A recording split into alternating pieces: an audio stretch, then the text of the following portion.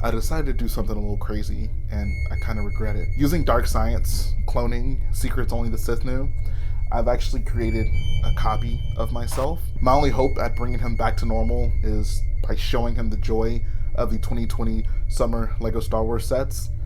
It might be my only hope to save him. Hello boyos, Rich Boy J here back with another video, and this is going to be my review of the AAT, the 2020 AAT set. This is set number 75283. It has 286 pieces and retails for $39.99 US. This is the front of the box, this is the back of the box, and interestingly enough, this set along with the 501st Battle Pack both feature what are clearly Clone Wars locations, but it's not exactly obvious what location it's supposed to be, so I don't know, I just thought that was kind of interesting. So first, let's talk about the figures. I think these are going to be a big reason that a lot of people buy this set. First up, we have what LEGO originally called the Kashyyyk battle droid and what is now being referred to as the AAT driver battle droid, which is correct. We see these in AATs, and it's still a very nice figure. It's nice to have gotten a new battle droid variant last year, and finally, it's in a set that actually makes sense. Contextually, it makes sense for this droid to be in this set. One thing I think is kind of cool is that they still included the gunmetal gray long gun. Usually with any type of pilot figure, they'll just include like the blaster pistol. So the fact that this guy, both of these in this set actually come with the long guns, I think is pretty cool. Next up is the ever so desired 332nd Company clone trooper. So the torso and leg prints are both the exact same as what you'd find on the standard 501st trooper. The helmet is what is unique on this set, and I really do like the print on this, but there's one thing I think that really does hurt this figure, and it's the fact that the printing on the dome of the head just abruptly stops right here on the sides, and the fact that if you're looking at it dead on, you can see where it stops. If you're looking at like the actual 332nd Trooper from the Clone Wars, you can see that like the paint just kind of actually comes back along the sides here, and it fills in these white gaps and maybe even goes back a little further. So the fact that it just abruptly stops right here on the minifigure, I think really hurts this figure. Like, this is probably a 9 out of 10 figure for me, and I would put it at 10 out of 10 if they just were able to get the printing right there. My assumption is that's just a limitation on the type of printing that LEGO can do, but I mean, they're able to print like right here, for example. Like, why could they not just do a little bit more printing to fill in this gap right here? I'm not entirely sure, but I think that's probably my biggest issue with this figure. Other than that, I think everything looks incredible. It does sport the darker flesh tone head underneath the helmet, which I think is awesome. This might be one of my favorite things about these new clone troopers. The fact that they actually have accurate skin tone faces is just so cool to me. It matches what we see in the Clone Wars. It matches what we see in Tamora Morrison's Jango Fett in the films. I love it. I love it so much. I cannot stress to you how awesome that is for me. And the fact that, these are in the 501st Battle Pack, if you have other clones that you need to retroactively add the accurate head to, this isn't going to be like an expensive head to get your hands on. So if you wanted to buy 501st Battle Packs purely with the intention on swapping the heads out on your current clones, you should be able to do that with relative ease. So I think that's great. And now the Ahsoka. This is, man, like, what can I even say about this Ahsoka figure? A lot of people are going to buy this set just for this figure because, I mean, in these times during this global pandemic, LEGO minifigures prices have skyrocketed, coinciding with the Clone Wars Season 7 wrapping up. This Ahsoka figure, well, the Rebels Ahsoka figure specifically, has just shot up in price so high. The fact that she's now in a $40 set is a big deal for a lot of people, and it's so convenient. Like, if this figure did not come out in this wave, it would be very disappointing considering the prices that people were asking for the Rebels Ahsoka figure earlier this year. So in regards to this actual figure, there's been a few things I've seen people complaining about. The first complaint I hear is the Leku. The Leku is too long, and I agree, but it's only slightly too long. Like in the show, her Leku is pretty long at this point, but maybe it should, come right above her waist as opposed to like right below her waist. But it's such a nitpick in my opinion. Like, Lego has obviously made the shorter version of this on the original Ahsoka figure, but I would not have expected them to make a completely new Leku piece just to be slightly shorter than this one, so it'd be perfectly accurate to the figure. So I'm actually willing to excuse that. The one thing I think Lego absolutely could have done a better job on, though, is the printing right above her forehead. Her little crown thing right here, the printing here, this should basically be wrapping around the very tip of the headpiece right here, and it doesn't. There's this weird white gap between where her face is and where the crown thing is. In the actual show, this should basically be down here.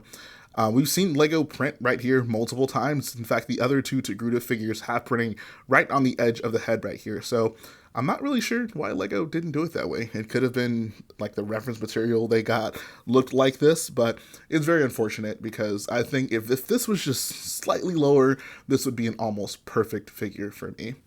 If we remove her headpiece, we can see her actual face. And yeah, it's a pretty cool looking face. She's an alien with blue eyes, so they actually have the blue eyes represented here.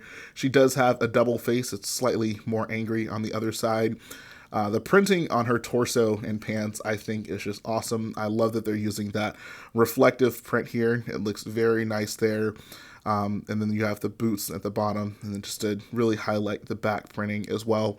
All around, just awesome looking figure. I think that the head print is probably the one big problem with the figure, but even that I feel is kind of a nitpick. I really do like this Ahsoka figure. And that, I think, is where the nice things that I have to say about the set ends, because now we have to get to the actual build. This build just does not work for me at all. It just doesn't. The design of this thing, I think, is pretty ugly. Like, when I first laid my eyes on this, I was like, oh, that's not it. And there's so many things you can say about this. A lot of people like to highlight the fact that this cannon is too long, and it is comically big. In fact, the entire top section of this build is comically big. This right here could have been on an AAT body that was like twice the size of this one, and it would have fit in like almost perfectly.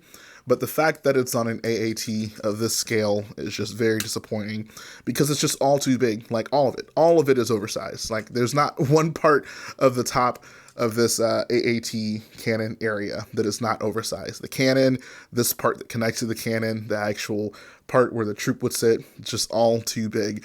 And honestly, it looks better if you just leave it off. Like, you can just kind of visualize what an actual correctly scaled cannon would look like if it were on top there. Other than that, we do have an area to sit a droid in here, so you can open up the top. Honestly, I think it's more worth it to just stand a droid up in here, like, you know, if it parked and the droid kind of looks out the top. If you want to actually sit a droid in here, you're kind of going to be out of luck because there's not enough space to do that. Yeah, and if you like try to sit the droid in and close the head down, the top is not going to close all the way. So like I said, it's not even worth trying to sit a droid in there. You're better off just standing the droid up on the inside. One place you can actually sit a droid is in here, and I think this is a cool inclusion here, making use of this space in here to be able to sit a droid down. And you can actually sit the droid in here and close up the section without having any issues, which is good. I like being able to sit figures in my sets without having problems. So those are some decent play features. There are, of course, these two flick fires right here that are triggered from the back. And actually, no, they're not triggered from the back. They're triggered from the top right here. I like these, once again, easily concealable flick fire missiles are how I judge whether or not I like them. And these are pretty easily concealed. You just flick down that mechanism right there. It just flew across the room and I knocked off this cannon. Maybe that did more damage than it was worth. I also have to point out that the back here does not look very good at all. This entire, geez, what is up with these cannons on the side? Oh my God.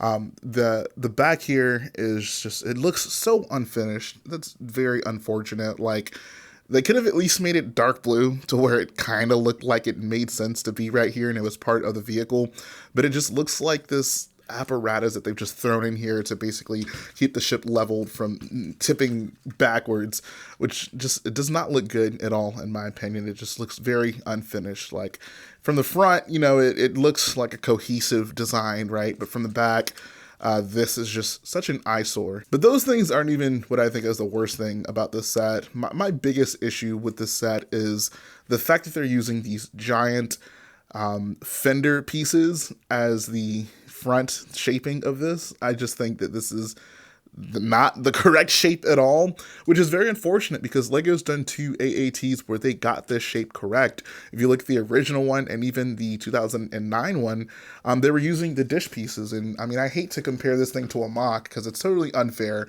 and I'd never, actually do this, but the shaping here is correct. Like these pieces are like the perfect pieces for this. But the fact that they decided to go with this just is such an eyesore for me. Like when I first laid my eyes on this thing, that was the first thing that I noticed. And I was like, that is not good. I don't think that is the proper shape for the front of this thing at all. Like I could even get over the comically oversized top area if just the shaping at the bottom was even close to correct. So I think that's very unfortunate. The AAT is one of my favorite vehicles in Star Wars, so I think I'm, very critical of it. Lego's design, especially since we've seen them do designs in the past that I'm very happy with. I still think to this day, the very first AAT they did is the best one. Obviously, it's outdated in the usage of some of the parts, but I think they really got the size, the scale, and the proportions almost perfect on that original design. And I don't know what's happened, but since then they just haven't quite been able to do a design that good. Having this here in my hands, it's not as bad. Like if you pretend that you've never seen an AAT in your life, I don't think this is a bad looking Lego set. Like it looks pretty good. Like the design is mostly sleek and smooth, aside from the back. The back I don't think is great at all. But if you're trying to judge this from what we see on screen, I think it really falls apart in multiple areas. Oh, one last kind of funny thing that Lego did is they have the smaller gun on the top here and the bigger gun on the bottom. And I confirmed with the box and you can see like, yeah, that's how they're supposed to be. That's actually incorrect. The big gun should be on the top, the small one should be on the bottom. Very nitpicky thing. Like I wouldn't tear the set apart because of it, but it is just kind of a funny thing they made a mistake on. But that's going to finish up my review of the AAT. AAT is just one of my favorite Star Wars vehicles, and the fact that the shaping on this is just so off in so many places is very disappointing to me. For people who don't really care to have an accurate looking AAT, they just want an AAT, I think this will probably serve them just fine. I just don't understand why you would show me this set.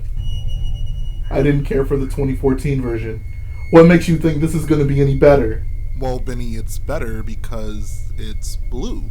Oh. Well, I guess that changes everything, doesn't it?